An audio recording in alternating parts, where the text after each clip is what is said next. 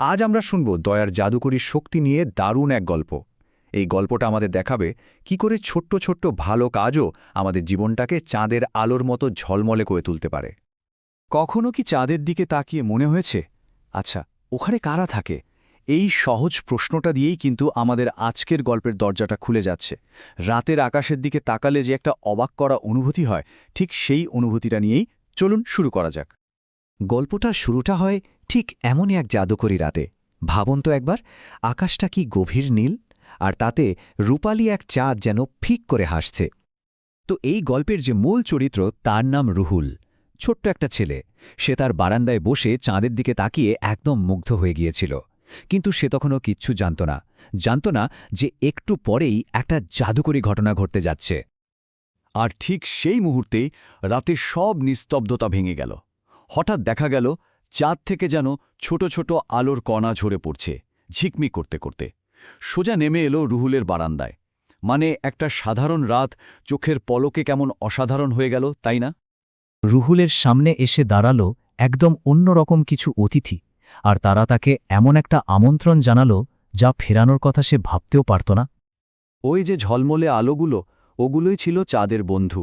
তারা রুহুলকে এসে বলল তাদের আসার কারণটা কি। তাদের উদ্দেশ্যটা ছিল খুব সহজ আর সুন্দর, এই পৃথিবীতে সবার মাঝে আনন্দ আর খুশি বিলিয়ে দেওয়া। রুহুল তো খুশিতে এক কথাই রাজি। আর তারপর শুরু হলো তাদের আনন্দের খেলা। আকাশের নাচানাচি, তারকাদের ভেতর দিয়ে দৌড়াদৌড়ি। শুধু কি তাই, তারা ফুল, পাখি, এমনকি নদীর মাঝেও সেই আনন্দ ছড়িয়ে দিল। পুরো পৃথিবীটাকেই যেন তারা খুশিতে ভরিয়ে তুলল। এরকম একটা জাদুকরী রাতের পর সকালটা রুহুলের জন্য নিয়ে এলো একটা দারুণ চমক, আর সেই সাথে এক গভীর উপলব্ধি। তো পরদিন সকালে যখন রুহুলের ঘুম ভাঙল, তার চোখে মুখে তখনও রাতের সেই জাদুকরী খেলার রেশ লেগে আছে। কিন্তু বারান্দায় পা রাখতেই সে একেবারে অবাক। সে দেখল বারান্দার এক কোণায় ছোট্ট একটা ঝলমলে স্টার চকলেট পড়ে আছে। তার মানে তার নতুন বন্ধুরা যাওয়ার আগে একটা উপহার রেখে গেছে। তাদের একসাথে কাটানো আনন্দের কি মিষ্টি একটা স্মৃতিচিহ্ন, তাই না? আর ওই ছোট্ট তারা চকলেটটা হাতে নেওয়ার সাথে সাথেই রুহুল যেন সব বুঝে ফেলল। সে বুঝতে পারল যে ভালো কাজ করে তার জীবনটাও ঠিক ওই চাঁদের মতোই আলোয় ঝলমল করে ওঠে। এটাই ছিল সেই রাতের আসল শিক্ষা। তো এই উপলব্ধিটা পাওয়ার পর রুহুল ঠিক করল সে এটাকে শুধু নিজের মধ্যে আটকে রাখবে না, সে এটাকে কাজে লাগাবে। আর এভাবেই সে শুধু নিজের নয়, তার চারপাশের সবার জীবন বদলে দিতে শুরু করল। সেই দিনটার পর থেকে রুহুল যেন একদম বদলে গেল। সে প্রতিদিন অন্যদের সাহায্য করত, নিজের খেলনা সবার সাথে ভাগ করে নিত, মানে ছোট ছোট ভালো কাজ দিয়ে নিজের পুরো দিনটা ভরিয়ে রাখত। আর তার এই ছোট ছোট ভালো কাজের প্রভাবটা কিন্তু দারুণ ছিল। পুরো গ্রামটাই যেন বদলে যেতে শুরু করল। গ্রামের মানুষজন বলাবলি করতে লাগল, রুহুল ছেলেটা যেন আমাদের গ্রামটাকে আলো দিয়ে ভরিয়ে দিচ্ছে।